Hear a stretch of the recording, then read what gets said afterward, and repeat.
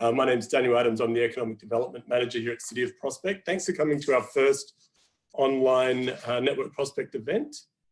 Obviously, there's fairly trying circumstances at the moment, so we're trying to be proactive and do something different. So this is a different format, free tickets to attendees, and we've got a huge amount of people watching tonight.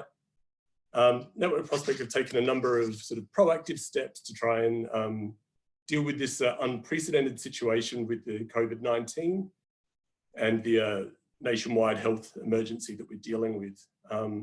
We need to take a number of reasonable steps to start to slow things down around here, and this is a new way of doing things. So yeah, going forward, we'll be using this method to deliver these Network Prospect events. I'll be emceeing them. Obviously, you can see there's a few hiccups with us getting going with our first one tonight. But from here, we might throw to Sonia, and she's going to take us through the rest of the evening. There's going to be Q&As, so you'll see that there's a function for Q&As. If you can put those together, at the end of it, we'll try and do our best to get through them, but there's nearly 100 people watching this, so we may not be able to get through all of them, but we'll do our best. From here, I'm really looking forward to inviting Sonia to speak tonight. We've had her previously, and it was a great event. Okay, away you go, Sonia. All right, thank you so much, Daniel. I really appreciate it. Hello, technology, right? Am I right? Hello, learning new things. But I think this is just an amazing example of us all being in the same boat, right? We're all in this together, literally. We are all learning new things as we are going. We are all having to pivot and make changes and completely shift the way we had been operating before now. So thank you, thank you, thank you, first of all, for registering for this webinar. And thank you for being patient with us as we are figuring this out, because as Daniel said, this is the first time ever that the City of Prospect and Network Prospect have put on an online webinar event such as this. I just want to say a huge thank you to the City of Prospect for being so innovative and so inclusive to shift this from what was originally an in-person event to a free online event available to everyone everywhere. And this event is being recorded, and the replay is going to be shared with everybody who registered. So the good news is, if you have to leave us at any stage, it's all good. You know, we will send the replay out to you tomorrow so you can catch up. To anyone who has registered and missed out and is watching this replay, thank you. Thank you so much.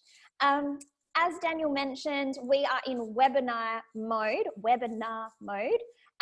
for tonight. And so what that means is there is a chat feature. Already some of you guys are being super active in the chat. Thank you so much. That is for you to have conversations, okay?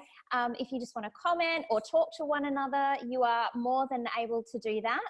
Just make sure that you have your little blue bar, if you're on your laptop or your computer, set to all panelists and attendees. That means that everybody will see your comments in the chat feature. So just make sure you've got it set to all panelists and attendees.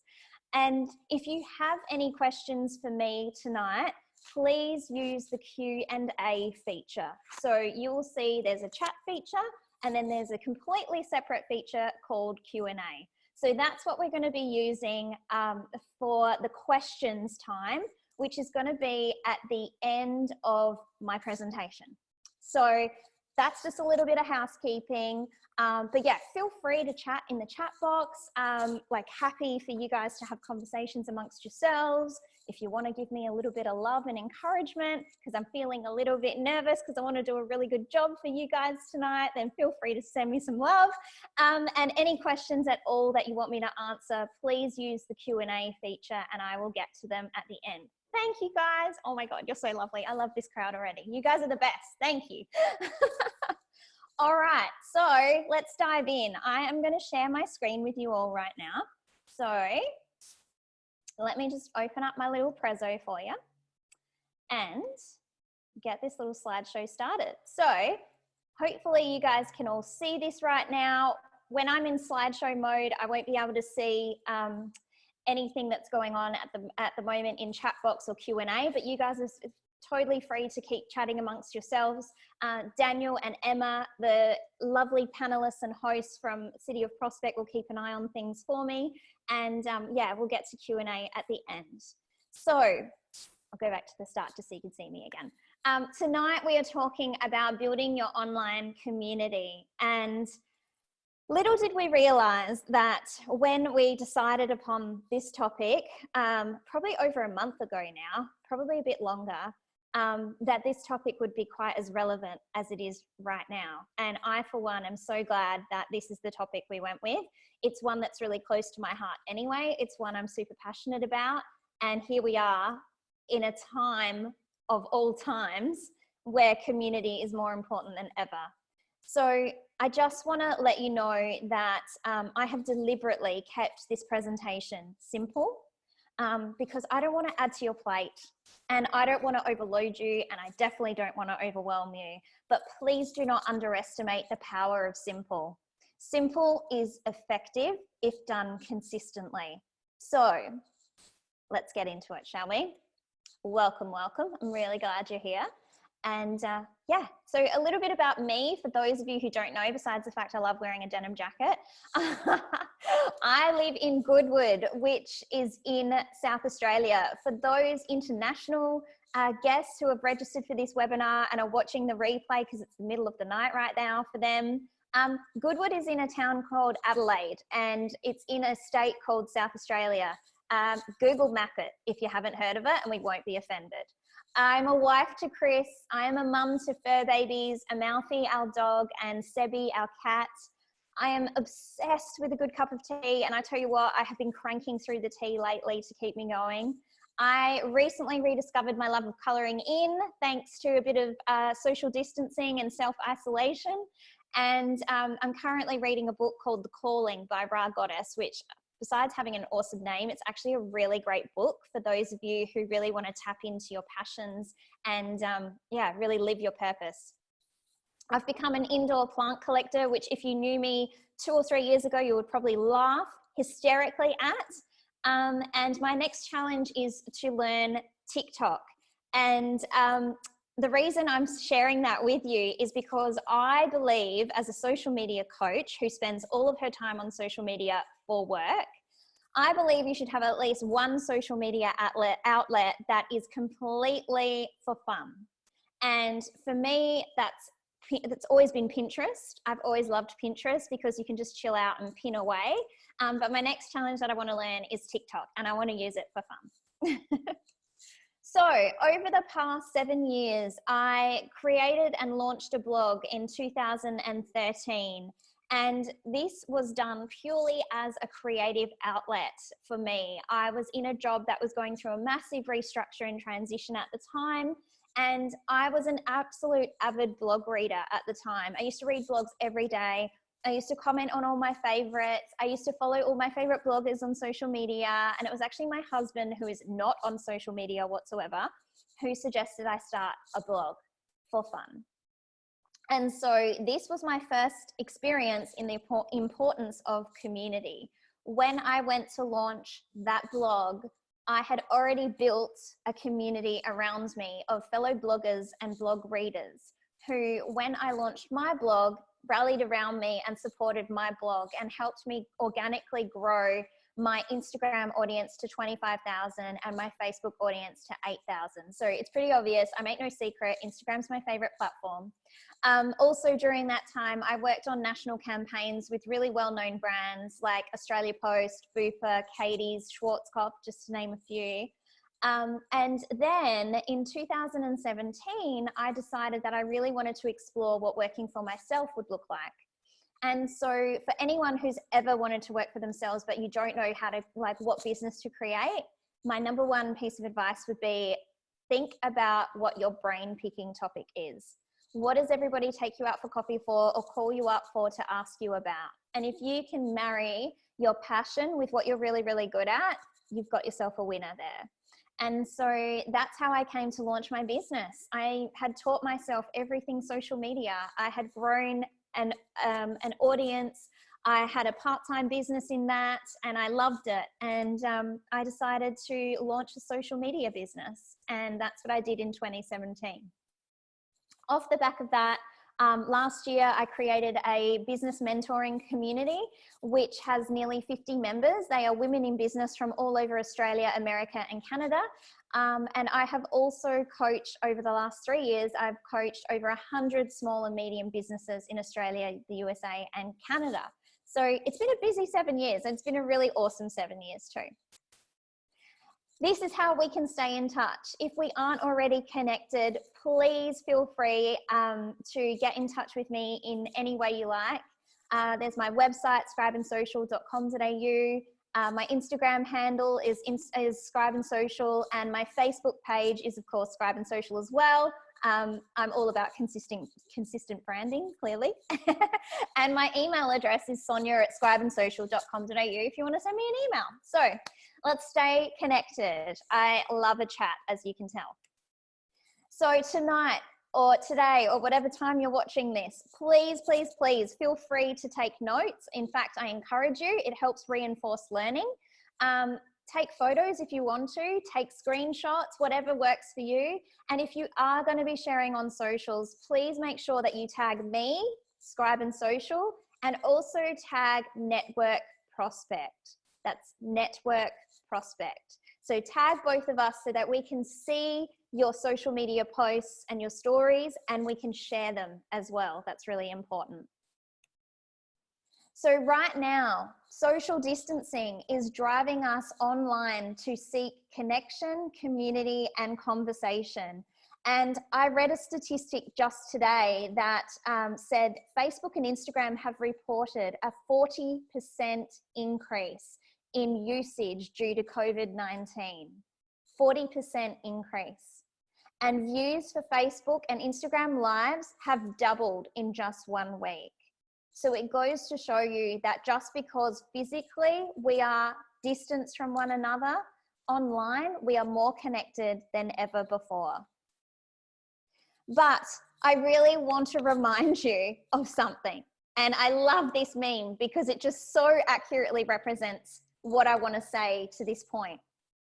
It says, whatever we followed you for pre-coronavirus is what we are following you for post-coronavirus. If we came to you for butts, then we still want butts. We're not getting our breaking news from the butt person now. We're following the Center for Disease Control for information. That's American, clearly. You are still butt person. Now is not the time to find a new role in this whole thing. Stick to what you do best. And I think that's so important that we acknowledge that right now, because people are going to social media for distraction, right? Yes, they are on social media a lot more. They're online trying to get their news and the latest information, but they're not coming to you for how many cases there are in Australia or America. They're not coming to you for how many people are allowed to be in a social gathering. They're coming to you for what they've always come to you for, because nobody wants to be the Karen, okay? Please don't be Karen from Facebook. Just stick to you and what you do best, all right? And I love a good meme, so I was really excited to be able to include these because they're like 2 of my favorite that are doing the rounds right now. So people are on their phones more than ever. I just touched upon that. So are you connecting with them? I just want to pause right now and use this moment to tell you that no one is an expert in how to market your business on social media during a global pandemic. No one. No one got the handbook when COVID-19 broke out to say, here's what you should post on social media and here's how you should run your business and these are the marketing activities you should be doing right now. But this is your opportunity to strengthen your relationship with your audience. And it is an opportunity to increase your brand affinity right now. So that is how connected you are to your community and how they see you. It's not the time to go quiet. Despite how overwhelming it can feel, despite how noisy it might feel right now, it's not the time to go quiet. Don't abandon your community. It's a time to stay connected and communicate with them. So I first just want to dive into community engagement and just kind of explain to those of you who it's quite a buzz phrase. It's quite a commonly used term in social media land in particular. So for those of you who aren't familiar with it, because I'm going to be using it quite a bit, I just thought I'd give you a really quick overview of what it is. So community engagement is a two-way street. It's the time that you spend on your own social media accounts, replying to comments that people leave on your posts, responding to questions you may receive, and private messages or direct messages that you receive from your community as well. And it is also the time you spend on other people's posts and stories. So liking and interacting with their content by asking questions and leaving meaningful comments, and also engaging with the features on their stories, such as polls and sliders, question boxes, that kind of thing. So engagement goes both ways, and both are equally as important as one another for having a really strong presence on social media and nurturing and growing your online community.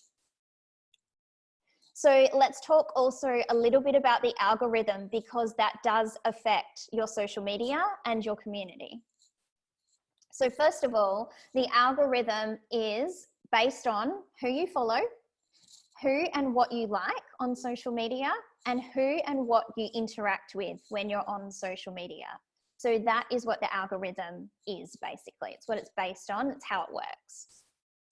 And there are three main factors when it comes to the algorithm. So this is, when I say the algorithm, this is what you see every single time you open up Instagram or you open up Facebook and you're in your news feed. So the algorithm determines what you see in your news feed. So the three main factors are, number one is interest. The more that Instagram and even Facebook thinks that you will like the post, the higher up it will appear in your feed. So these will be like the first lot of posts that you see as soon as you open up your app. And this is based on past behavior with similar content. So, you know, Facebook and Instagram, super clever, right? They are using facial and object recognition technology like you wouldn't believe when it comes to the content that they think you are going to love and enjoy on social media. So just be aware of that. The second factor is timeliness. So the algorithm prioritizes recent posts, so that you should see posts that were published the same day first. So they'll appear up front, and then followed by posts that were published like, say, yesterday or the day before or several days after that, that kind of thing. And then the third main factor is relationship. So if you comment or are tagged regularly on certain accounts, this tells Instagram and Facebook that you are friends and family. You guys fall into the friends and family category, and that means that you will see their content a lot more often. So it probably goes to show, like, if you happen to comment or like a certain person or brand's posts a lot, or you interact with their stories a lot, you will most likely see their content up front, like right at the top of your feed. And whenever they publish a new story, they'll be like right at the front of the queue of your Instagram stories as well. And so that's the reason why. And so now I want to talk about your content. And the reason we are starting with your content is because if you don't have great content, chances are people are not going to be sticking around very long. So the first question I want you to ask yourself is, am I creating the type of content that I would engage with? Because it starts here. It starts with you. And I really, really want to encourage you to be brave enough to be self-aware.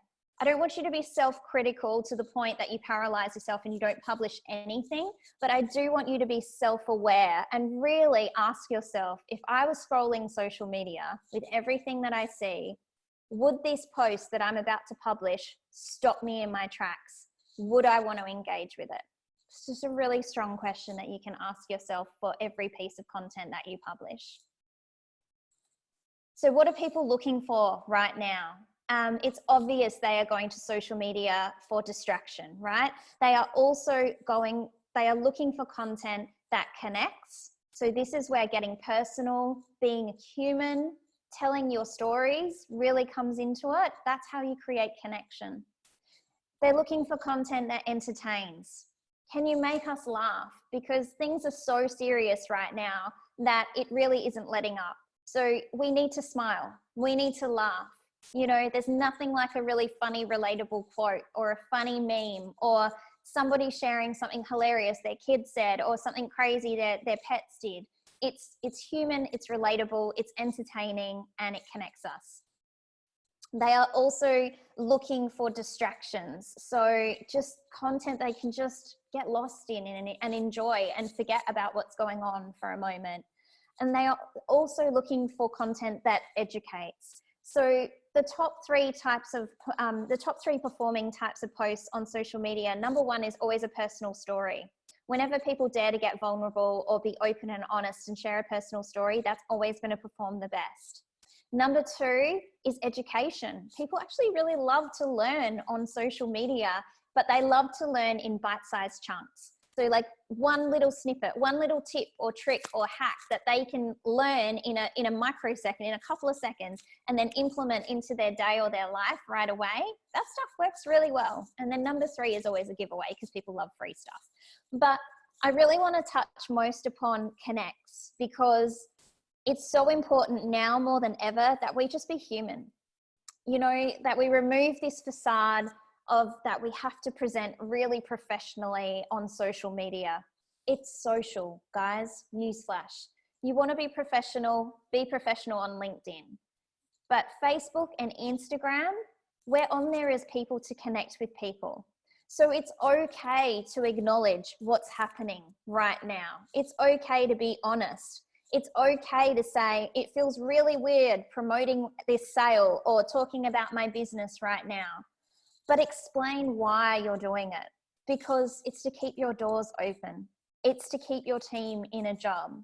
It's because you love what you do and you're here to support your community any way you can.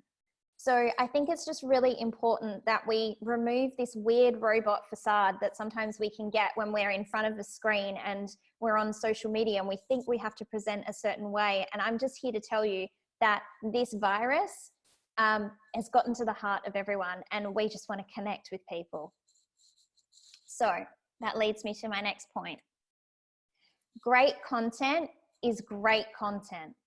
And I want you to be adding value, not noise right now. So can you solve people's problems with your business or your offering or your knowledge right now? Can you tell your stories in a really human and relatable way? Can you spotlight others and talk about the wonderful things that either your customers, your clients, other people in your community are doing, or other businesses that you respect and admire? Because a rising tide lifts all boats. And if we're supporting one another, then that's only going to make this whole thing better. And as I said, share, teach, show. People love to learn new stuff on social media and they want to learn it from you because they're part of your community and they love what you have to offer. And you are super unique and interesting and valuable just as you are. So great content, what is it? Right now, I think it's really important for you to be mindful of your language. So, you know, you can still talk about your business. You can still talk about your offerings. You can still tell your stories. I think we just have to be mindful and we need to be empathetic as to what's going on for everybody right now. So when I say empathetic, that's, you know, again, going back to that acknowledgement and being honest about what's happening right now. So, you know, so it's okay to say, we realize that not everyone is in a position to shop right now, but if you are, here's this thing. And here's what we can offer you as well. Like, can you offer free shipping or a discount code, or can you host a giveaway? Like, think about how you can give generously right now. And giving generously doesn't have to be a financial outlay. It can be tips. It can be education. It can be support. It can just be, I'm here for a chat. How are you? How are you? I see you. I feel you. I'm here. So adapt your content to the current circumstances. It's okay to run your business. If you still got a business and the doors are still open, this is your permission slip, guys, to just keep showing up. And really, it's more important than ever for you to be visible and available to your community. Keep posting. I just can't emphasize that enough. Keep posting. If you need to take a little break for a bit, that's okay. Or if you feel like you want to scale back a little bit, that's okay, but keep showing up. It shows that you're available to your community. It shows that you still care, that you're still there, and you still want them to be part of your world, part of your community. But what I really want to emphasize with your content is please keep it simple. One message per post. Keep it clear, keep it concise, and keep it captivating. Because as I said, there's 40% more usage of Facebook and Instagram right now, which also means there is a heck of a lot more content being posted because there are more people online right now. So what does that mean? That means it's really noisy. It means it's really overwhelming for people, and it means their attention span has just gotten a whole lot less. So can you keep your messaging really, really, really, really, really simple? Can you just stick to one story or one tip or one trick or one key message per post? Make it easy for your community to engage with you or to get what they need from you, because easy equals actionable. Easy makes it simple for them to say yes or to connect with you. So, how do you write a great caption? And this philosophy applies regardless of what's going on in the world right now. This is the anatomy of a strong caption. So we open with a hook, what's called a hook. And this is the attention grabbing first sentence that stops the scroll and makes them want to read more. So when you're on Instagram, you probably notice that you only see the first 2 lines or line and a half of a caption before you have to tap more. So again, this brings us back to that self-awareness piece. If you were scrolling through and you stopped because you saw your photo or your video or your boomerang in the feed and you read that first sentence, would that first sentence make you want to tap the more button and get the rest of the content? So make sure your opening sentence is really attention grabby. Then we're going to go into the detail of the post. I'm not saying you have to write an essay here or a micro blog post, but what I am saying is make sure you share the whole story of what you're posting about. Don't stop short. Too often I see people just share the beginning or the beginning and the middle, and that's it. And then I'm like, what am I supposed to do with that? How am I supposed to enter the conversation here? I know you want me to leave a comment, but I don't know what to say because you haven't invited me into the conversation. You haven't led me in, which is my final point here, which is the final piece of a really strong caption, and that is finish with a call to action. A call to action is like an invitation. How can you invite your followers to join the conversation? And so I have a few call to action ideas for you here, because there are about 1 million of them out there, but you've probably seen some of these on social media. Double tap if you agree, tag someone who, share this with someone who needs to hear this, send me a DM to chat further, tell me something great that happened this week. What are you doing this weekend? Describe yourself in 5 words. What are your goals for this week? Drop an emoji in the comments to describe XYZ. Do you have kids, pets, hobbies? What are they?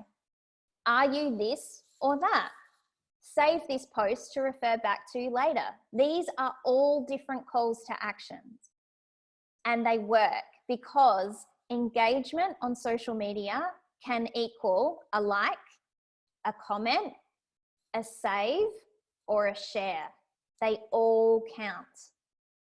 So how can you invite your community to engage with you in one of those ways? Make it really clear.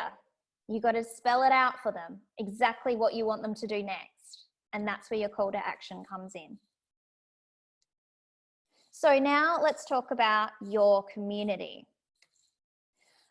I really want you to look after your community as you would your dinner party guests, because right now it's so imperative that we focus on who is part of our community right here, right now.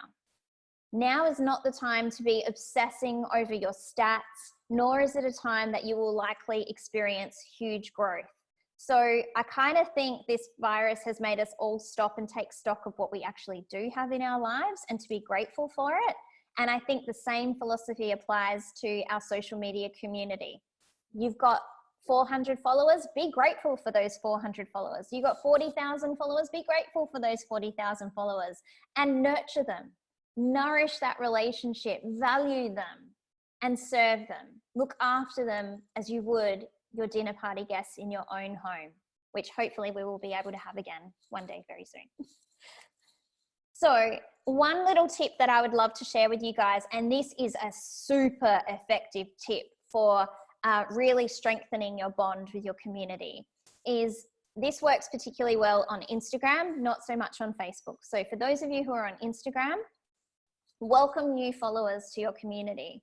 If they have a public account, you are able to send them a direct message. Bonus points for a video or a voice note because it makes it extra personal. And it can just be something really, really, really, really simple. It's a simple thank you. Hi Jane, it's Sonia here. Thank you so much for following me. I really appreciate you joining my community. If you ever have any questions about social media, please feel free to send me a message anytime. And if there's anything you want to learn right now, you want to see me post about, let me know. I'm here for you. And so thank you. Thank you so much. And I can't wait to connect with you more and get to know you better. That's an example of a voice note I would send to a new follower. And it is super effective for immediately making that person feel seen and valued. They feel welcome and they feel like you are accessible to them for whatever they need. So that's a really great tip for those of you who want to take it on. So some daily tasks for your community. Respond to your comments. I know that sounds really simple and obvious, but I'm shocked at how many brands and businesses out there don't reply to comments on their posts.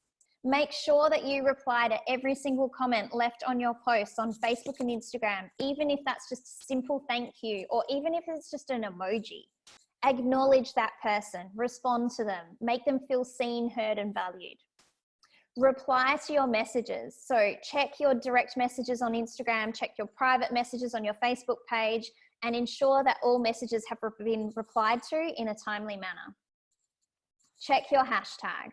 So on Instagram, if you have a brand hashtag that you encourage your community to use, be sure to check out any posts that have used it and like and comment on those posts. So those people feel like, hey, you've seen them and you know, they've used your hashtag because they want to be part of your community. And then you've gone on there and you've liked and commented on their post. And it's a really super awesome way for people to feel really, really valued. And that encourages even more user-generated content. So more people are going to create content and tag you in it and use your hashtag. So they're just some little daily tasks that you can do as part of your community engagement strategy to really nurture and grow your community. So now we're going to talk about outside of your community. So here's how we kind of reach out to others and we grow and build our community. So you've got to give 10 times the kind of engagement you want to get. Now is the time, as I said, to be generous and to give more than you get. And this should really be always, like not just now, always. I will give so much more than I expect to receive in return because I know that's how it works. It's karma, it's whatever you want to call it. I give with no expectation and hopefully I'll get a little bit of love back. And that is how I have built 2 businesses on social media completely organically. And when I say organically, no advertising spend. So some daily tasks for you outside of your own backyard, outside of your own social media accounts. I touched upon this before, but interact with other people's content. So these are the accounts you're following. They're people who are following you. And I want you to like, comment, and interact with their posts and stories. I'm going to touch upon like some strategies for how to fit this into your day a little bit later on. So don't stress, but this is not going to take hours every single day. But my next tip for you to do each day is to follow relevant hashtags. So hashtags that are relevant to your industry that you're in, your location perhaps, your ideal customer or client. What hashtags are they engaging with? which hashtags can you follow and be involved with. So this is a really great way to interact on other people's content without having to follow a million people. You can follow hashtags instead and interact with people that way. And if you happen to come across accounts that really speak to you and you really vibe with, then of course you can follow them. But following hashtags instead of people is a great way to get kind of like more bang for your buck when you're out there commenting on other people's content. But also it is worth finding new accounts to follow. So start building relationships and widening your network by following new people and having conversations with them. And the way that you can discover new accounts to follow is if you join a community. So for example, I have a business mentoring community called the Elevated Collective.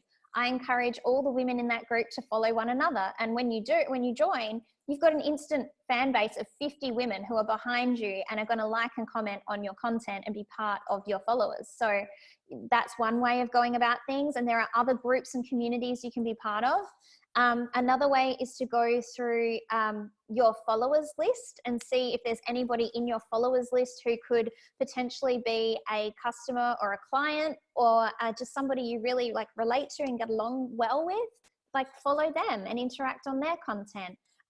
You'll discover, as I said, new accounts through hashtags that you follow. So there might be some accounts through those hashtags that you follow that you really want to like interact with on a regular basis, so you're going to follow them. And then of course it can go beyond that. So you know, word of mouth still happens online. It's a really powerful marketing tool, and as you would probably know, just having conversations with friends and peers, you know, it'd be like, oh, are you following so and so? She's amazing, you should totally follow her. And that's how you can discover, you know, like-minded, non-competing businesses that you can support and be peers with and build your network and expand it.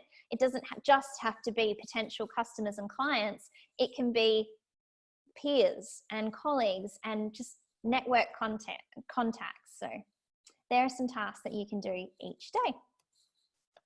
So some final thoughts for you guys, and these are kind of like next steps for you to take this to another level. So engagement tips. So number one, how do we fit this into our day? Well, I've got a twofold strategy to this. Number one is decide how much time you have available each day. If that's 5 minutes, it's 5 minutes. If it's 10 minutes, if it's 15 minutes, if it's 30 minutes. If it's 30 minutes broken into 2 15-minute blocks during your day. Whatever it is, make a commitment and decide how much time you have available to dedicate purely to a community engagement. So that is interacting and replying to comments on your own posts and then getting out there and interacting with others. So I recommend you set a timer. Like really, if it's 15 minutes, set the timer on your phone for 15 minutes and get in there and stick to that engagement that you said you were going to do. So if it's commenting on other people's posts, if it's interacting with their stories, if it's finding new accounts to follow, spend that time just doing those things and those things only, and engage with purpose, add value. And tip number 2, don't mindlessly scroll. Don't disappear into the rabbit hole and get sucked into consumer mode. You can absolutely use social media for fun and escapism. And if you just want to scroll and scroll and scroll, that's fine. But don't do that in the time that you have dedicated to community engagement.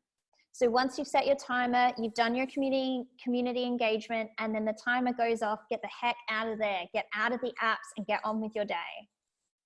Because I'm not one to be a slave to my phone. So these are the questions I want you to ask yourself when it comes to your social media presence. What value are you adding?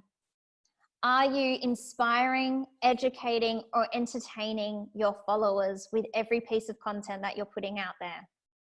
Are you posting with purpose? Again, are you adding value? Are you creating content that encourages engagement? So are you inviting your community to be part of the conversation? And are you spending time engaging with other people's content so that your name is becoming visible outside of your circle and you're adding value to other conversations external to your accounts? And that way you're being discovered by new people. So relationships matter. They matter so much on social media. They matter in business. They matter in life. So be ethical and intentional. Interact online as if you would if you're having coffee with that person in real life. And that same principle can be applied to how you leave comments on people's posts. I hear a lot of my clients say, oh, I just don't know what to say. I feel really weird. It's like, well, just imagine that you were sitting down and you were having coffee across from that person, and their post is a story that they have just told you. And they've gotten to the end of that story. How would you respond to them? What would you say? What would you say to them? And literally, whatever comes out of your mouth, write that in a comment. Because we're not here to write a thesis or impress a bunch of strangers with our intellect and our world knowledge in the comments section. We're here to connect with people and have conversations with people. So just literally write whatever you would say in an informal, in a chat over a coffee. So social media is all about the long game. It is part of an overall marketing strategy for business that spans not just a week or a month or a year, but the entire lifespan of your business. So the three main criteria, the three main reasons that we use social media is, number one, brand awareness. You want to give your community direct access to you and allow them to get to know you. You literally want to be creating a community where they feel part of a tribe, they feel part of a group, and they know they have access to you, and they know they can talk to you and have their questions answered or their problems solved. It's also about relationship building. There is a commonly used fact that it takes a minimum of 7 touch points for a person to want to buy from a brand.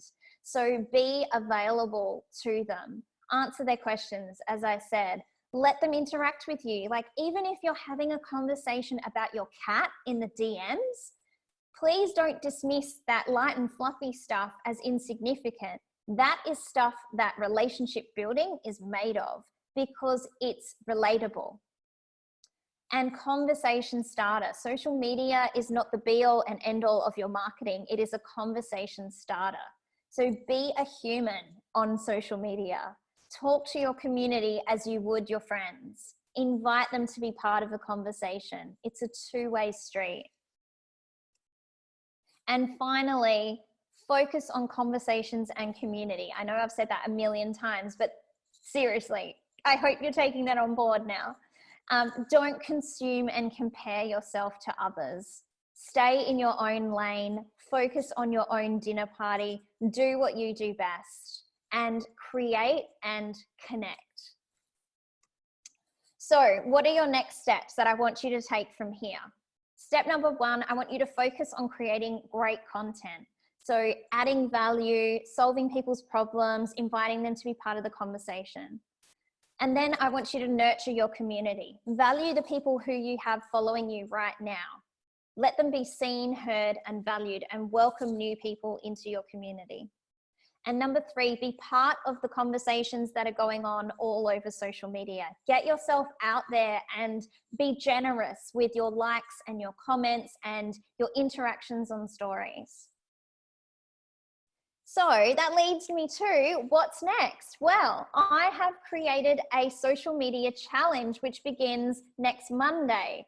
And the purpose of this 5-day challenge is to strengthen your connection to and organically build your social media community. This is a completely free challenge, no strings. I'm not going to sell you anything afterwards. I just want to do this purely to help people at this particular time. Last week, I ran a social connection challenge, which was 5 days of prompts of what to post on social media right now. And this just feels like the next natural follow on from that. And also for you to take the information that was in this webinar and put it into real life practice. So every day next week from Monday to Friday, you will receive an email from me with the challenge for that day. So I'm going to give you an activity to do that day. It's not going to take you super long, but it's going to be a simple activity. as well as some ideas and tips for making it really natural and really easy for you to connect and communicate with your community and expand and grow your community. So as I said, we begin on Monday, and if you want to be part of that challenge, then please go to my website, scribeandsocial.com.au/community, and sign up, and you will be on the very special mailing list that will be the only ones who receive these prompts every day next week. So I would really love for you to be part of it. It's going to be really fun, I promise. And yeah, we're just going to have a whole lot of amazing connection and community experience next week. So that is enough of me just talking at you and giving you all the information. Let's dive into the Q&A. So I am going to stop sharing my screen with you guys right now. There we go, stop share. Okay, I'm back. Whew. Okay, so there's been a little bit of conversation going on. Cool. Let's jump into the Q&A box. And it's great to see that you guys have already jumped in and asked some questions. Okay, let's start with Amanda has asked, what kind of ecosystem do you recommend we build online? Is a website important, or are social media channels enough? It's a great question. So to begin with, social media is absolutely enough. And I think a lot of us build websites up in our mind as these really big, massive monsters that take a lot of work, and you need like lots of programming knowledge, and they cost a fortune. The truth of the matter is they don't. And yes, absolutely, social media is enough to begin with, but I do want to emphasize the fact that the only things you own in the digital marketing world are your website and your mailing list. So if you don't have either of those as a business, you'll probably want to start thinking about getting them. I have a coaching client who 3 weeks ago, she did not have a website at all. And she's not a website developer. She's not even a graphic designer. She's a coach just like me, but she's in a different field. And within the space of a week and a half, she has built herself a website using Squarespace. And Squarespace is the platform that I use for my website too. And it is a beautifully simple but effective website that says everything it needs to say about her coaching business and gives people the opportunity to get in touch with her and even to book in with her. So it doesn't have to be fancy. It doesn't need a whole lot of bells and whistles. It just needs the essentials for what people need to just get to know you, what you're about, what services you have available, and then how to get in touch with you. So absolutely, to begin with, social media is fine, but you're playing on rented ground. So if you can get yourself a website and a mailing list happening, then the sooner you can do that, the better, because it's so much more valuable to you because you actually own those things. So I hope that helps. But yeah. Okay, Kat asks, will my slide deck be sent out after the webinar? Sure, if you want it, I'm happy to share it with you.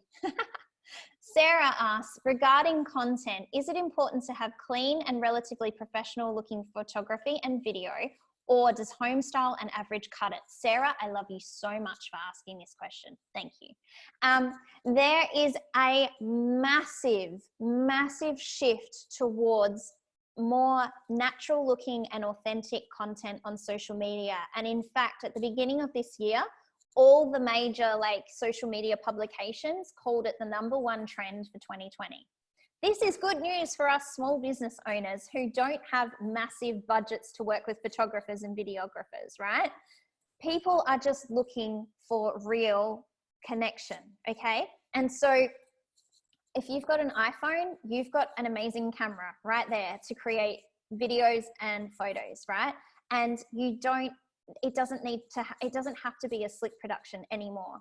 So, and especially right now, who knows when we'll be able to do a photo shoot next, right?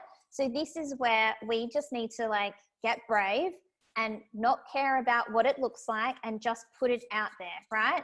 So I think it's really important to kind of emphasize that the only people who obsess over what our grid looks like on our Instagram feed or our profile is us, because we're the only ones looking at our damn profile every single day.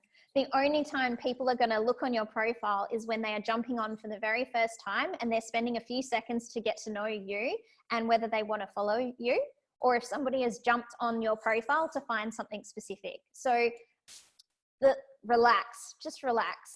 Give yourself permission to be more playful and really give your own photos and videos a go. And I highly recommend that you spend time on Instagram stories. If you haven't already, jump on there, because that is the place where you are encouraged and allowed to be a bit raw, a bit spontaneous, a bit less polished. And in fact, I am encouraging my clients to repurpose their stories and publish them in their feeds. And I have clients who, you know, these are product-based businesses who, you know, engage a professional photographer to do regular photo shoots for them all the time. And much to their horror, I encourage them to start incorporating some of their stories into their feed, especially like little boomerangs or simple little videos where they're like trying on clothes and changing things. And they have reported back to me that the content they publish that they have created themselves gets the most engagement over and above their professional photography. So it just goes to show people are connecting with real and they're connecting with authentic. And yes, absolutely, professional photography and videography will always have a place on social media and in any other digital marketing collateral that you have, like your website, your newsletter, all that kind of thing. But don't be afraid to create your own content, especially now. I'm so glad you asked that question. And I really hope that helps you feel just a little bit more relaxed with it. Go for it, I say. And the other thing as well, like just to share from my own personal experience, I sprinkle in a little a content mix of quotes and illustrations and professional photos of myself, and then just like iPhone selfies or videos I've just recorded of myself on my phone. And I checked my stats from the last month, and in my top 6 performing posts with regards to reach and also with regards to engagement, in my top 6, I think 3 of my top 6 were just iPhone photos or videos I filmed of myself. 1 was a professional photo and 2 were quotes or illustrations. So it just goes to show like that stuff really resonates with people. Okay. Anonymous. Ooh, anonymous. Do you send a welcome note to every new follower, or would you screen through to avoid any bots and fake accounts? That's a really great question. So number 1, you cannot send a direct message to a private account unless you're following them. So that kind of eliminates a whole section of audience who start following you who have private accounts, because you can't message them unless they get in touch with you first. Number 2, definitely use your common sense and discernment. If they look like they are fake or dodgy or just not your ideal follower, so that is they have like a bunch of random letters and numbers in their name, or they're from a faraway place and you are selling women's clothing and they are perhaps, for example, a man in his 50s who happens to live in the Middle East or somewhere like that. Not your target audience. So I would recommend that you don't message them, and you might also want to weed those people out of your community as well, because they're going to affect your engagement rates, because they're not your ideal audience. They're not going to like and comment on your posts, and the more people you have following you, but the less of them that are engaging with you is going to affect your engagement rate, which then affects how high up you're seen in the feed. So definitely use a bit of discernment there, and just respond to the people that you think are like genuine and are a good fit for your community. And, you know, if you're super popular and you're getting oodles of new followers every day, then maybe just set yourself a little like target. Maybe say, I'm going to welcome 5 new people a day, or I'm going to welcome 5 new people a week. Like, you make your own rules. The next question from another anonymous says, hi Sonia, can you give us some tips on how to respond to every comment, PM, etc. when you are time poor? Okay, so I'm just going to assume that because you're anonymous, that doesn't necessarily mean you're Beyonce or Kim Kardashian. So I know everybody is busy. We are all busy for lots of different reasons. And so this is where the timer comes into effect. Set yourself a timer and just say to yourself, I'm going to respond to as many comments and messages as I can in this time. And let's be real, like private messages, you know, they are usually going to be something that you can respond to and should respond to. When it comes to comments, a lot of the time, sometimes some comments can literally just be responded to by just hitting the love heart next to the comment on Instagram, or just hitting reply and saying thank you, or doing a love heart emoji or a thumbs up emoji. And literally that's just a quick acknowledgement for that particular comment that perhaps doesn't need an elaborate response. It's not a question, or it's not a really long comment that you then need to like respond to them with a lot of words. So don't be afraid to just give quick responses, give quick replies, because then that just helps people be seen and heard and valued. And yes, set the timer. How do you find your followers on Facebook, Fiona asks? That's a really good question. Facebook is a different beast. Instagram is a lot easier for building community. When it comes to Facebook, I would highly recommend that you consider the audience that is on Facebook. So chances are the audience, the demographic on Facebook is going to be just a little bit older, because Facebook has been around for a lot longer. So that's where your content is going to be really super important. So are you creating content that is really hyper relevant to your Facebook demographic? And is it content that encourages engagement? So this is where encouraging your audience to, you know, tag their friends, or, you know, make them share their stories and that kind of thing, so that it's really encouraging conversation and engagement and creating shareable content as well. So this is where, like, you know, don't underestimate the power of a really good quote or meme. And the best performing quotes on social media are funny and relatable. So if you're creating shareable content on Facebook that people are sharing to their feeds as well, that's a really great way of attracting new eyeballs on your content and potentially new followers as well. And I can see in the comments there, someone has just suggested, if you've got questions, guys, please put them in the Q&A section, not the chat. Someone has suggested that some companies use a list of automatic responses for frequent questions. And so, yeah, if you've got a Facebook page, you might even want to have that little pop-up messenger box that comes up with frequently asked questions that, you know, you have the answers to already. So that shows people that you're available and you engage with your followers as well. Rowan says, I have a large professional LinkedIn following, IT related, and want to build a separate social media community for people who want to have a growth mindset. How do I start? I am a very novice Facebook user. That's great. So again, I would hark back to how I started my blog. You got to start by being a really active member of the social media community. So if you identify like so people who want to have a growth mindset, okay, cool. So start thinking about the types of people that are already out there that you really respect and admire.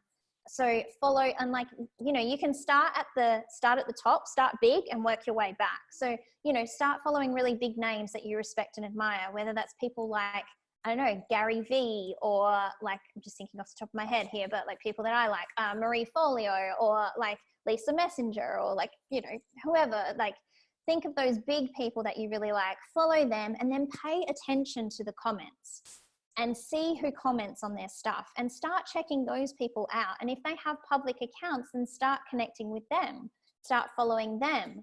You know, that's how I like kicked off my blog, and then I launched my business, and I had an instant community and basically an instant audience there ready to go, was because I was an active member of the community that I wanted to be part of before I launched my business. So yeah, I would encourage you to get in there and be super active. Annette asks, who was your photographer? If you're talking about the photos that Network Prospect have used and that I've been using recently on my social media, that was a photographer who was from Bendigo, and she came over to Adelaide and we connected through social media. But I have some really great local Adelaide based, if you are based in Adelaide, I'm not sure where you're based, Annette, but if you want some photographer recommendations, then please feel free to send me a message. I'm happy to let you know. So yeah, send me a message on Instagram or Facebook or an email. I'm happy to share my recommendations. the next question is, I've always wondered if you are allowed on Instagram and Facebook to put prices on items for sale on posts, example, 150. I don't see so many pages do that, so I wondered if it was allowed. So yeah, if you're a product-based business, absolutely you're allowed to say how much items are. On Instagram, you can add shopping tags. So if you have a Facebook page, if you have a Shopify website, which is connected to your Facebook page, which is connected to your Instagram, you can add shopping tags to your Instagram posts. And I actually do encourage my product-based businesses to, you know, include the price of their post, because a lot of the time that's the most commonly asked question that people will ask. And, you know, it's a good way to just kind of like remove any mystery and remove any potential barriers to entry, is to just like let people know it is absolutely allowed. Yes. Amanda asks, how often do you recommend posting for your business? Is there a sweet spot that's not too much and not too little? That is a great question. So my number one recommendation is, how much content do you have and how much time do you have to be able to create that content and then respond to your community? So for example, if you're a service-based business, regardless if you're a service-based business or a product-based business, my number one is set yourself a baseline. So what is the minimum number of posts per week you could publish regardless of what's going on, that you know you could always hit that target? So for me personally, it's 3 posts a week. I know no matter what's going on, I could always hit 3 posts per week. Anything over and above that for me is a bonus, right? So if you're a service-based business, you might want to go for 3 posts a week or 4 posts a week where you're posting every second day. So you're giving that post like room to breathe in the algorithm and in the feed and be seen. Because now with the algorithm, you know, it's really, really showing that a lifespan of a post is a lot longer than it used to be. And you don't actually really see the full results from that post in the stats for at least 24 plus hours, because that way it's had a chance to get in front of as many people as possible. So service-based business, you know, that might be 3 or 4 posts per week. For a product-based business, that might be daily, but gone are the days where you used to have to post 3 times a day to be seen by people, because the Instagram newsfeed used to be chronological. We now have this algorithm that we are dancing with, and we now know, which I shared in the presentation, the criteria of that and how it determines what people see. So the number one thing is like, how consistent can you be, and what does that consistency look like with regards to how much content you have and how much time you have dedicated to be able to create that content and then engage with that content. So Amanda also asks, how do you suggest converting engagement online into purchase goods or services? Okay, so again, this takes me back to, you need to reframe the way you look at social media. Social media, we need to stop seeing it purely as a sales channel.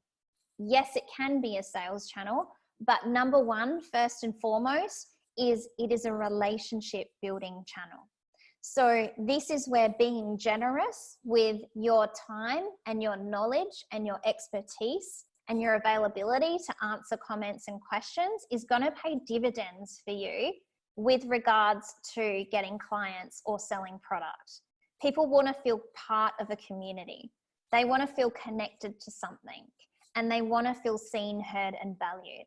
So this is where creating really great content and being available to your community is going to pay dividends. And just tapping into, like, who are these people? Who are those people? What do they want from you? What are their pain points? What problems can you solve for them? How can you, like, what's their sense of humor? How can you make them laugh? Like, all of that stuff matters. And that is how you turn people from people to followers, to fans, to customers. It's a journey that you take them on, and social media is like the first step in that journey. Are there third-party applications that you recommend to make life easier? If you're talking about scheduling, absolutely, yes, and I highly recommend it. Facebook has the ability to schedule your Facebook posts within Facebook. So I highly recommend you do that, because Facebook loves it when you use it natively. With regards to Instagram, there are 2 platforms in particular that I recommend because they are both approved by Instagram. And one of them is Later, L-A-T-E-R, and the other one is Planoly, P-L-A-N-O-L-Y. I highly recommend that you check them out on their desktop version first. So later.com, planoly.com, they both do have apps and they talk to one another. So between the desktop version and the app. But I recommend that you use the desktop version for creating your content.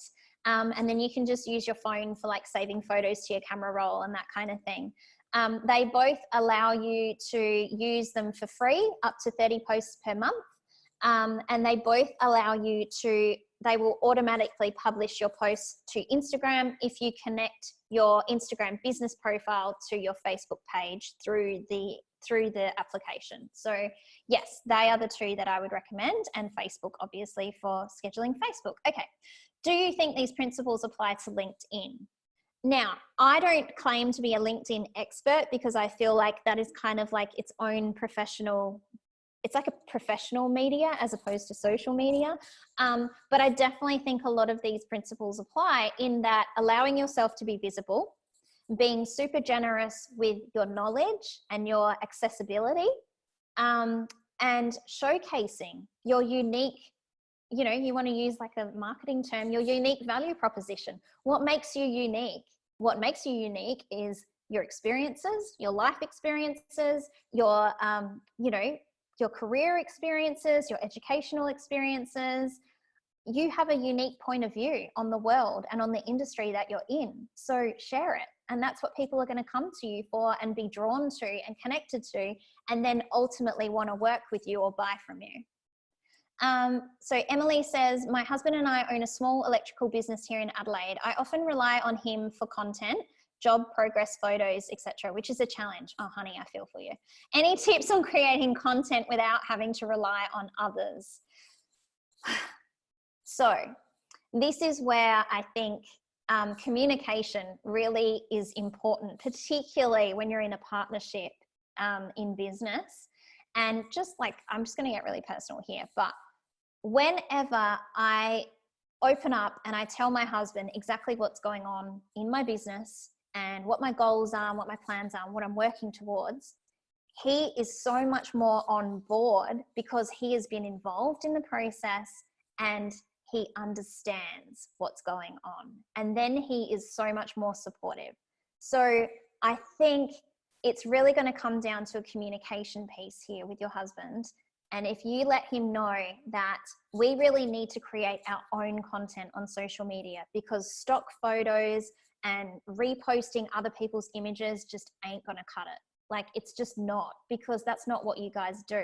It's not who you are. It's not your business. So this is where I would recommend, first of all, having the conversation with him and letting him know how important it is for your business, and that this is a marketing activity. This is not fluff just because it's going on social media. These are marketing channels for you guys. So it's really important that he gets photos or videos for you so that you can create the content. And then down the track, it might be worth getting in touch with a local photographer who can do a photo shoot with you guys once a quarter, say, or twice a year. So that way you have an image library of photos that you can then use, that you can sprinkle in between the photos that your husband takes on his jobs. And also, don't be afraid to repurpose content. So if there's a photo you published 3 months ago or 6 months ago, that's like way back there in ancient history, social media land. So republish that photo and tell the story again in a slightly different way, or share a tip or a trick or an insight. And yeah, reuse those photos. Don't be afraid to repurpose content. Hi, I've tried using Squarespace and I found it really hard and eventually gave up after trying for ages. Is there an easier way to do a website? I'm not a website expert for obvious reasons, because it is a little bit difficult. If you don't like Squarespace, you could try WordPress, or you could try Wix, or I would recommend getting in touch with, you know, getting involved in a group. If you are in Adelaide, there is a great local group called SA Woman, and they have a Facebook group that is like, you know, free to join. They also have a membership that you can be part of. Even just go on the SA Woman website, sawoman.com.au, and go on their directory and find someone that can help you. Because a lot of the time we think, oh, it's just going to cost too much. But then we go and we spend 6 or 12 hours trying to create something. And isn't your time worth more than that, than investing in something that perhaps is going to take somebody else an hour or 2 hours? So if you can't find a platform that you can easily learn or discover, ask for recommendations or reach out to people like peers and in networks, or hire someone to help you. Oriana says, I feel like I am pestering people if they are constantly seeing content, not that I post a whole lot. I know I could be doing more. Is it just me that thinks I am pestering people? Yes. Yes, it is. Because you are the only one who is in your business 24/7. You are the only person who is in your skin 24/7. So of course you think you're pestering people because it's you talking. You've got to remember these people are following not just you. So you're not the only person in their feed, right? And so please communicate with them. Please be present with them. Please show up for them because they want to hear from you. They're following you because they want to hear from you. And if they don't want to hear from you anymore, they have the choice and the power to unfollow you and move on. So please, please, please post. You're the only person who thinks that. Brittany asks, when starting your business presence online or upping your visibility, should you use your current Instagram and or personal Facebook and benefit from existing followers? Or is it better to start fresh with a clean and curated slate and new Instagram account, etc.? That's a really great question. Not knowing what your business is, I would suggest that, well, first of all, on Facebook, you should definitely have a Facebook page for your business. That is a separate thing completely to your business, your personal account on Facebook. But what I would recommend is that you share your business journey on your personal Facebook page. Get your friends and family and peers on board. Take them on the journey with you because you've got this instant group of supporters ready to go, right? Create your Facebook page for your business. Create an Instagram profile for your business. If you are your business and you've already got an Instagram profile, then you might just want to start talking about your business on that profile. But if you've been posting travel shots or photos of your kids or you in a bikini on beaches around the world and suddenly you want to be this like really serious professional business person, then perhaps turn that account to private so that you can just stay in touch with friends and family and then have this fresh business account that is purely for your business. But when I launched Scribe and Social in 2017, I talked about my business on my personal business account. And I also talked about it on my blog account that was running at the time. And what I did was, like, as soon as I'd launched my Facebook page for my business, I invited a whole bunch of friends and family to like my page. But the key difference that I did between what I see a lot of people doing, they're like inviting me to like all these random pages. I'm like, why? I wrote a little message, which I copied and pasted into private messages to every single person that I invited to like my new business Facebook page. And I said, hi, I've just launched my brand new business and I'm trying to get my Facebook page off the ground. I've invited you to like the page. You don't have to, but if you do, I'd really appreciate it. But I just wanted to let you know why I was inviting you to like this page. Thanks, Sonia. And that's all you have to do. And then boom, you've got an instant audience. And same deal with Instagram, like invite your friends and family or whoever you know is on Instagram to just like you, and then get out there and be a really active member of the social media community. Oh, Rowan asked, what's a boomerang? I love boomerangs. Okay, so a boomerang is literally a looped short video. So there is an app that you can use on your phone, and it's also an inbuilt feature in Instagram stories. And basically it is like, it's a 15-second video that's just like looped again and again and again. So if I'm doing this, like this is what the boomerang video will do nonstop until you stop looking at it. And it's just a bit of fun. Like it started out as fun, but now it's become something really eye-catching because there's movement. So sometimes rather than posting a static photo in the feed, people will post a boomerang just to kind of capture your attention. And it's also just a great way to have a bit of fun and inject personality. Okay, Hannah asks, when you launch a challenge or a product,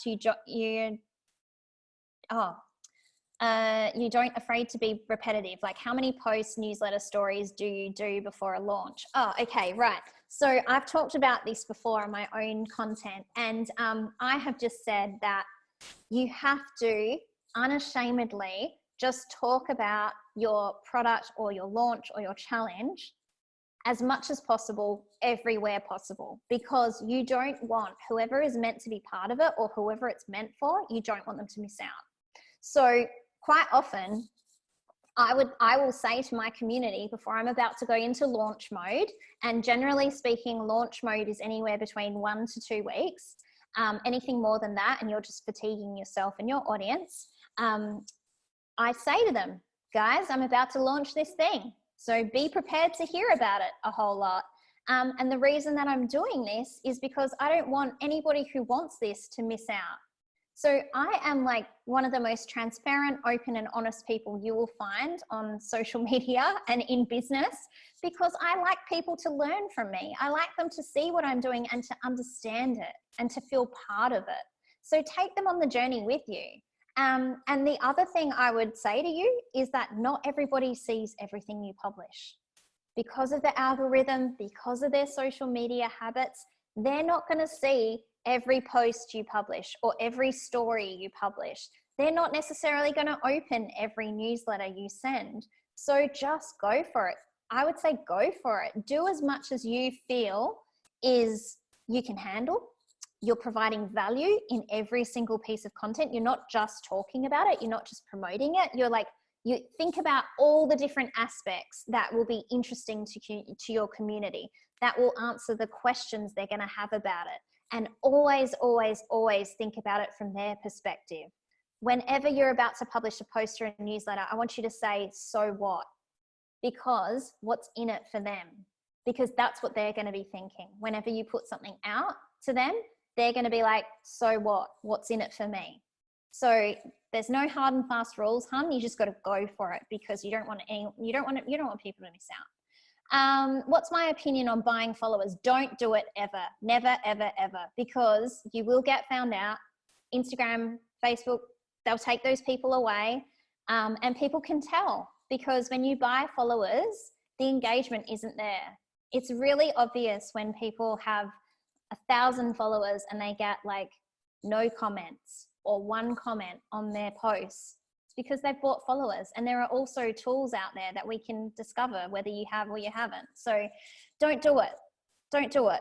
Play the long game, put in the hard yards, and do the right thing and build a beautiful organic community that actually want to be part of your community and actually want to buy from you or work from you. Do I receive a lot of fake questions and interactions on stories too? Yes. Speaking of fakes, the damn robots and people who are using those automated marketing services at the moment, the current thing is whenever you use like a question box, people are like, great content, or have you heard about this thing? Or you might be interested in this. It's just another avenue that those bots and automated marketing services are using at the moment. Instagram will clean it out. And they will get found out and out of there. And it's just one of those things that happens to everyone. So don't worry. Annette asks, how do you weed people out? I think that's probably with regards to new followers. As I said, it is generally pretty obvious when they are a robot. They've got weird letters and numbers combinations as their username. They don't have a lot of content on their feed, so they haven't really published a lot. Generally speaking, they don't have many followers, but they're following a lot of people. So they're kind of like the red flags. But for the most part, you really, like, if you're doing all the right things, you don't have to weed out a lot of people. But it's always just good. It's good to keep an eye on who's following you and do a clean out now and then. So is it better to have a smaller number of followers if they are engaging? Like, even if you have a lot of followers, if they're not engaging, then it won't be good for your reach. It is always better to have a smaller amount of highly engaged people than it is to have a massive audience who are just giving you crickets. Like, you know, and ultimately, I think as well, what's really important to acknowledge is that engagement is going to look different for different types of businesses. So for me, what's really important to me as a service-based business is comments, saves, and shares, because that way I know people are responding to me, they're answering my questions, they're saving my content to refer back to later, like if I've told them to do that, and they're sharing it. They're sharing it to their stories, or they're sharing it with their friends. And am I getting DMs? Am I having conversations with people? Like, that is literally how I have built this business, is on social media and through comments and direct messages, having conversations with people one-on-one. There is so much power in that for converting them into clients and customers. So yes, please don't get hung up on the numbers. Just cherish the people that you have and look after them and serve them really, really, really well. Tony asks, not currently using Instagram, have fun trying to keep up with Facebook and LinkedIn, however. Interested in giving it a go due to my recommendation. Oh, cool. How many social media platforms do you suggest we utilize, and can we post on all three through one platform or app, one click? Okay, so I recommend that you be where your community is. So who is your audience? Who is your target demographic? And be where they are. And really just hang out with them there. And also be mindful of how much time and content you have available to you, because I would rather you do less platforms really, really well than try and spread yourself too thin across multiple platforms. If you think you can handle 3 platforms, that's awesome. But generally speaking, most businesses, myself included, like, we're just really super active on 2. So if Facebook and LinkedIn are working for you, stick to that. But if you think there's a really big chunk of your community that are on Instagram and they're not on Facebook or LinkedIn, then go there. Absolutely go there. And yes, you can repurpose your content across all platforms. Just make sure that you are mindful of the intricacies between the platforms. So you're really like tweaking the language and like tags and hashtags and that kind of thing. And is there one platform that you can post to all 3? I think possibly Hootsuite would be your number 1 option for that. I don't know how much it costs to use that, but that's probably your best bet. All right, I'm just scrolling through. There are quite a few questions to go, and I'm really conscious of time, and I know I can talk, but I'm trying to like get through as best I can. Hopefully, I'll talk really quick, and if Daniel and Emma want to end this, they can like give me the word. But Maureen says, on Instagram, I get many followers, older men from the USA. They are private with few followers. I don't follow back. However, as they have followed me, are they now counted as non-participating followers? Yes. Do you recommend any platforms to help you create content in advance, or is this a no-no? So that was what I touched upon before with scheduling apps like Later and Plannerly, which are approved by Instagram, and creating your content on Facebook and scheduling it in Facebook. How many posts or stories do you recommend posting per day or per week, Sarah? I kind of touched upon that before. Stories, definitely daily. A minimum of 3 stories a day, and that's a lot easier than you think. And if you want some ideas for stories, like hit me up in DMs and I'm happy to help you. Simone asks, should we be creating different content between Facebook and Instagram, or is it okay to copy to publish both? It is absolutely okay to repurpose your content across both platforms, but obviously respecting the differences of the platforms. I would highly suggest, though, you pay attention to your analytics and your insights. Because chances are your demographic is slightly older on Facebook, as I said, than it is on Instagram. And there will be a large chunk, or there will be a chunk of your audience that are on Facebook, but they are not on Instagram. So that's why I do recommend repurposing your content. You might just want to stagger it and, you know, publish on different days if it's not time sensitive. And then you might want to create content that is specific for Facebook, because Facebook has extra functionality that Instagram doesn't have. Like, you can share other people's content to your Facebook page, you can publish links on Facebook, that kind of thing. So I hope that helps. How would you recommend to reach out to your demographic on Instagram? Address their pain points, speak their language, create content that you know is going to be interesting and valuable to them. So this is where really knowing who your audience is and then showing up for them in a way that's going to resonate with them, and the word will spread. And then obviously being just an active member of the social media community. Helen asks, sponsored ads, can this affect your algorithm and how many is too many? No, ads are treated separately to your organic content. So organic content is just the content that you publish normally on your feed. When you create ads, they are separate to your organic content. I have clients that run ads all the time. Like they have ads switched on all the time and they work really, really well for them. And that doesn't affect their organic content. Lisa asks, how do you post personal things on a business account, maintaining the human element of your brand, but not being too casual? That's where you really need to draw the line on how personal is too personal.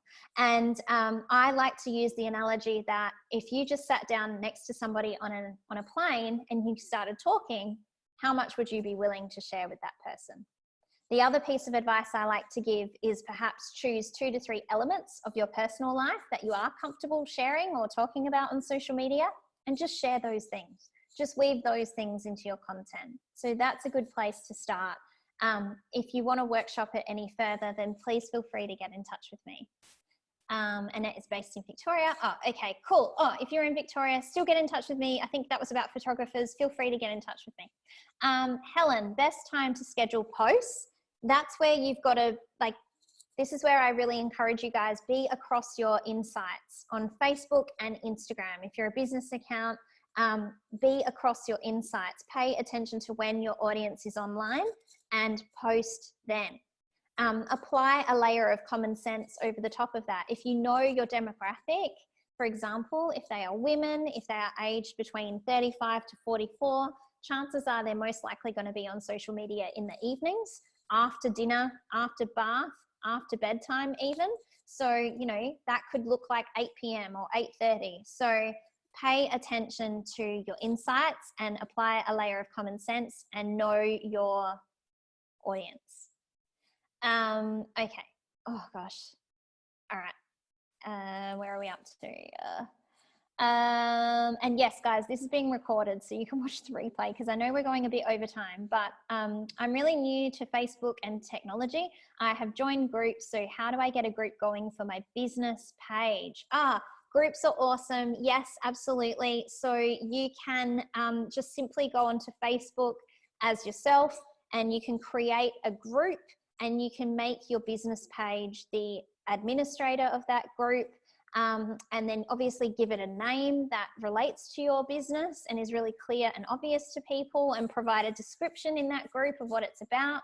And then talk about that group on your business Facebook page and invite people to join the group. But yeah, groups are awesome. They're my favorite thing about Facebook. Would you recommend Facebook advertising, and how does that affect the algorithm? It doesn't, so we answered that.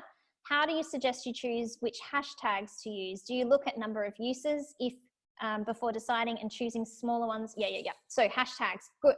That's a whole topic in itself. In fact, I just presented a masterclass on that topic to my business membership community just yesterday. I would recommend that you avoid hashtags on Instagram that have been used more than 1 million times, because your content is just going to get lost. It's not going to be seen. And you're going to attract those kind of spammy automated services that troll those really super popular hashtags and leave meaningless comments. I would recommend that you really look at what are you posting about? So what is the topic of your post? What is the industry that you're in? What's your location? So is geographic hashtags, are they relevant to you? And then what are the searchable terms that people would be using to look for that type of content that you are publishing?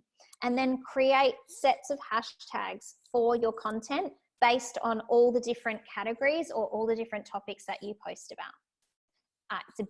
Hashtags are a big topic. Rowan is saying, can you explain hashtags for a beginner? We need to do a whole webinar on this, my friend, but basically hashtags are searchable terms on Instagram, and that's how people find content that they're interested in. And yeah, they are literally an entire topic in themselves. So by clean them out, do you mean block? Yeah. Yes, especially if they're just spammy robots or like really random dudes that are not meant to be part of your community. Someone mentioned they may need help with a website. I'm happy for you to send out my email if they want to chat further. Oh, Alicia, that's so lovely. So for the lady that was looking for website help, get in touch with Alicia. Her email is bloommarketingsolutions@outlook.com. Thank you, Alicia. And then we've got, do you recommend to plan content for a week if it is a personal business brand? Yes. So when it comes to scheduling social media for anyone, I recommend not doing more than a week at a time, because as we have seen, especially in the current circumstances, things can change really rapidly. And you want to be timely, you want to be relevant, and you want to be nimble. So just do a week's worth of content at a time. That also keeps you super fresh, keeps your creative juices really fresh, and makes sure that you are creating really valuable, awesome content. Okay, so excellent. Going to try some new things, following people, commenting on stuff. Excellent, excellent. That's awesome. Get in touch with me on Instagram DM so we can connect. Crystal says, thank you so much for this webinar. I appreciate your time, effort, and energy in this challenging time. Oh, thank you, honey. That means a lot. Big smiles from Alicia. Alexandra asks, last question. Let's make this the last question. How important are aesthetics for the look of your page? We did touch on this before. Yeah, of course, you want your aesthetics to represent who you are. That's your visual vibe. But please don't get hung up on making them impossibly beautiful and perfect. You'll just paralyze yourself and you won't publish anything. So just have fun with it and be yourself. That's enough for me, I think. Thank you, guys. Thank you so much for that, Sonia. We've had a fairly crazy night tonight. This is our first time doing this. So obviously we are really grateful that everyone came in. We had nearly 100 people watching this evening. We've had many businesses that have had to pivot in the last couple of weeks. We've had to change the way that we do things as well. So we'll be looking to put out more webinars coming up soon to help businesses with this transition.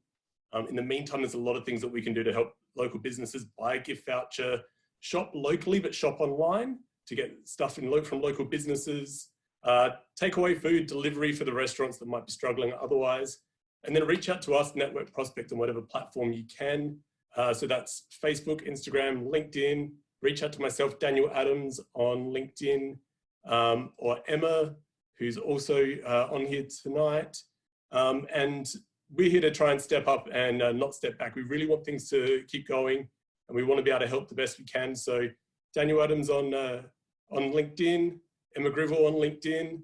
Sonia, thank you so much for tonight. And I think that's been a pretty good effort.